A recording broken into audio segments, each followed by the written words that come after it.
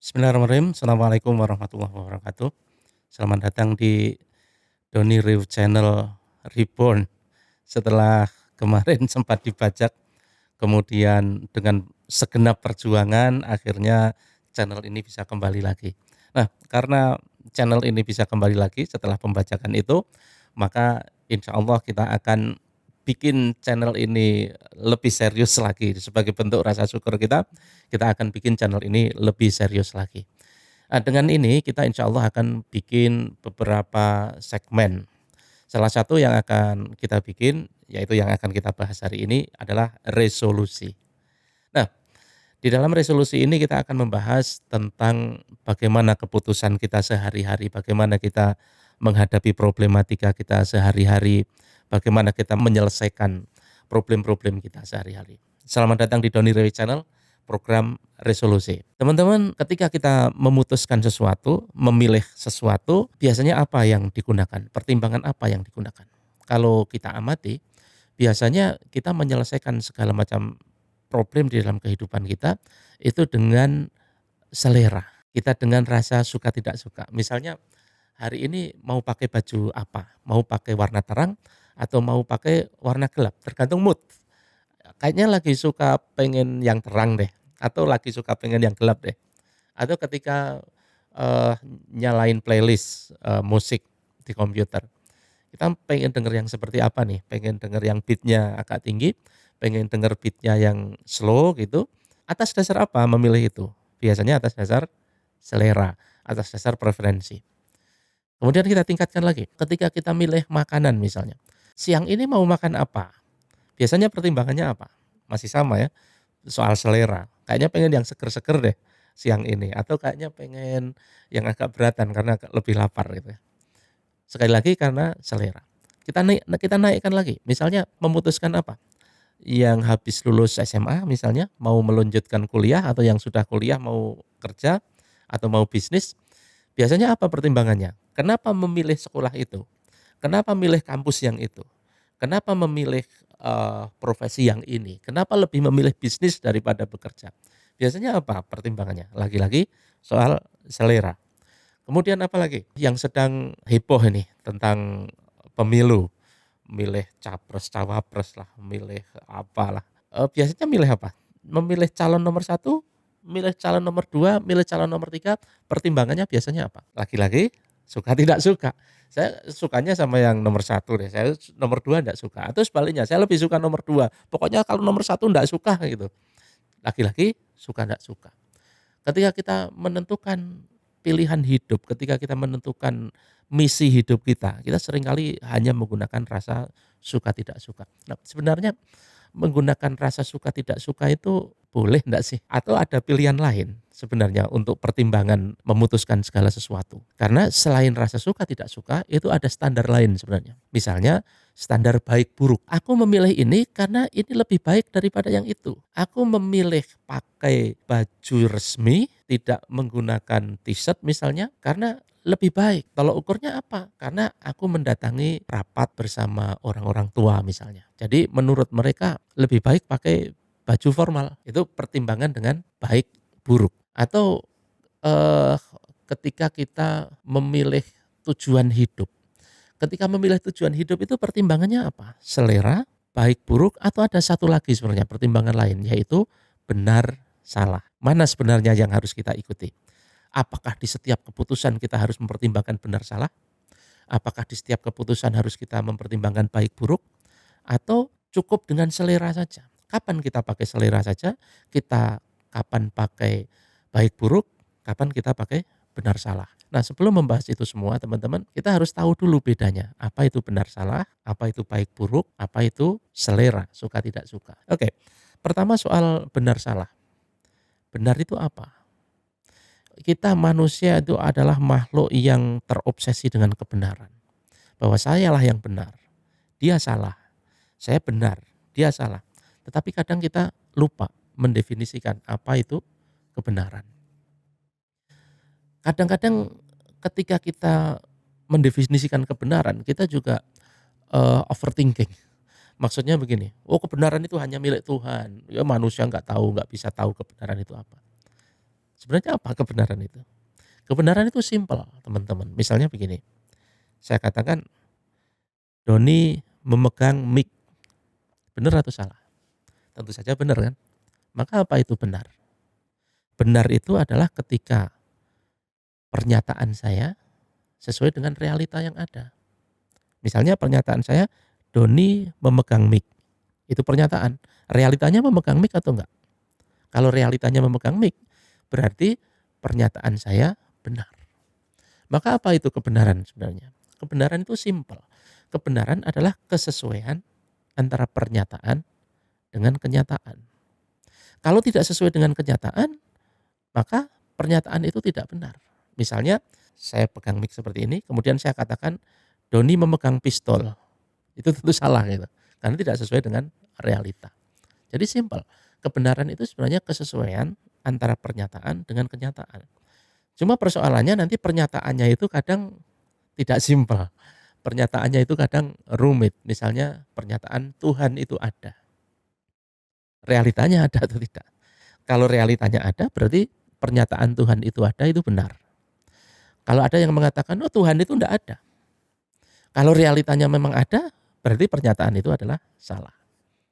Yang lain lagi misalnya, ketika kita mengatakan tentang memilih cita-cita menjadi profesor, menjadi dosen, itu benar atau salah? Kalau benar terukurnya apa? Dan lain sebagainya. Nah, kembali lagi soal definisi kebenaran. Kebenaran adalah kesesuaian antara pernyataan dengan kenyataan. Maka bagaimana sebenarnya manusia mencapai pengetahuan tentang kebenaran ini secara hakiki? Bagaimana caranya manusia itu bisa membuktikan bahwa kebenarannya itu memang benar-benar benar, benar-benar benar. Dengan apa kita bisa membuktikan? Oke, kita praktekkan lagi yang tadi. Doni memegang mic. Ketika kita mengatakan bahwa pernyataan itu benar, alat apa yang kita gunakan untuk mengukur bahwa itu benar? Tentu saja ada realita. Realita. Ada objek yang bisa diindra, ada realita yang bisa diindra.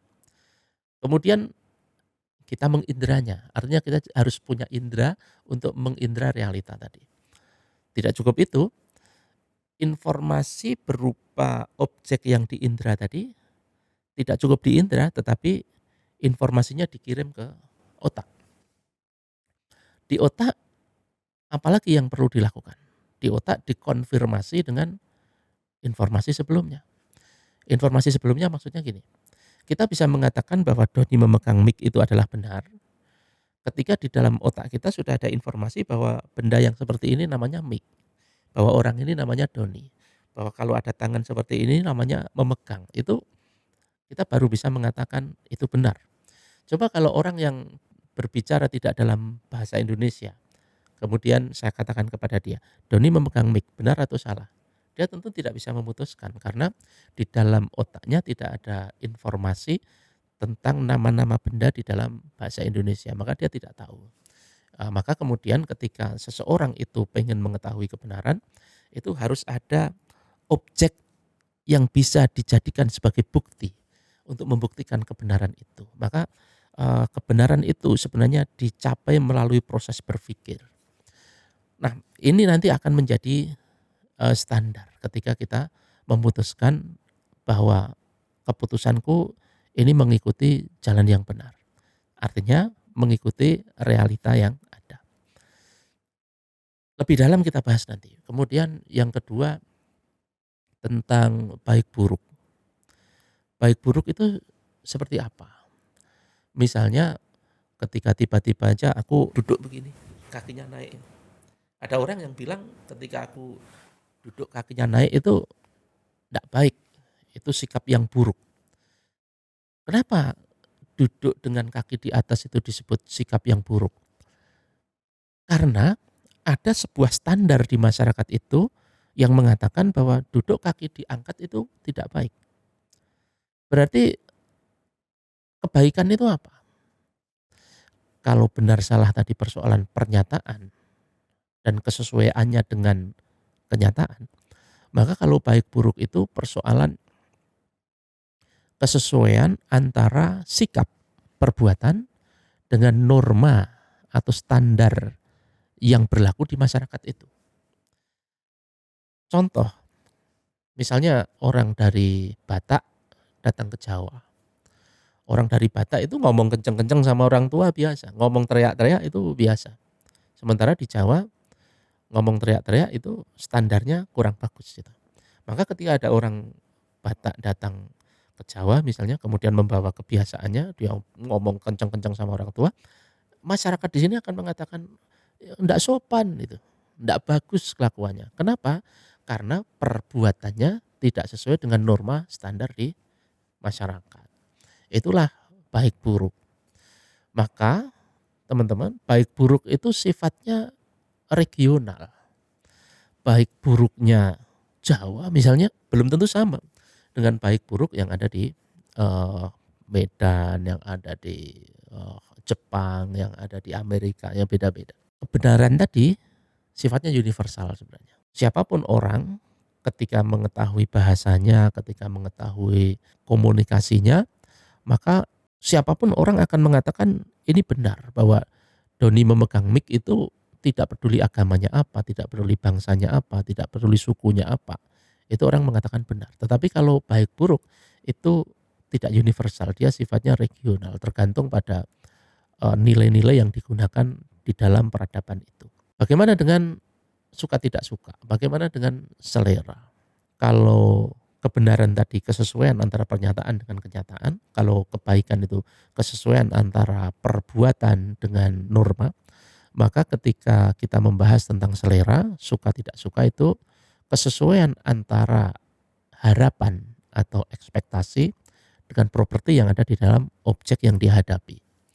Mungkin agak rumit ya, akan lebih simpel ketika kita kasih contoh. Seseorang yang datang dari Jawa Timur yang terbiasa makan asin pedas atau dari Padang gitu ya, makanannya asin pedas.